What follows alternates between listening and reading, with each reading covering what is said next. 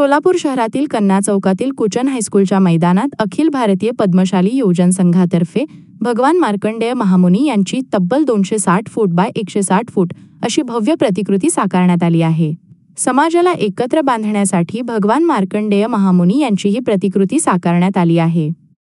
नमस्कार, मी चित्रकार विपुल श्रीपाद मिरजकर, अखिल भारत पद्मशाली युवजन संगम यांच्या वतीने जे काय नारळी पौर्णिमे निमित्त जे आपण मार्कंडेय महाराजांची जी प्रतिमा आपण साकारलेली आहे, त्यामध्ये आम्ही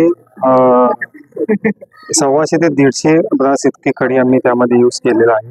तर त्यामध्ये 300 लिटरची आम्ही कलर यूज केलेला आहे।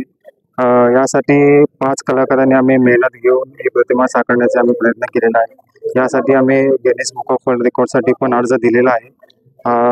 यामध्ये श्रीनिवास संगाभाऊ यांनी आणि महेश जिंदाल सर यांनी दोघांनी यांचा संकल्पना ही आहे की मला 16 जुलैला त्यांनी मला पहिल्यांदा भेट दिली होती की याच्याबद्दल मला संकल्पना सांगितली होती की आपल्याला एक विश्वविक्रम करायचा आहे आणि आपल्याला पूर्ण पद्मशाली समाज एकत्र आणायचा आहे, असं त्यांचं एक संकल्पना होती। मला त्यांनी संकल्पना सांगितली।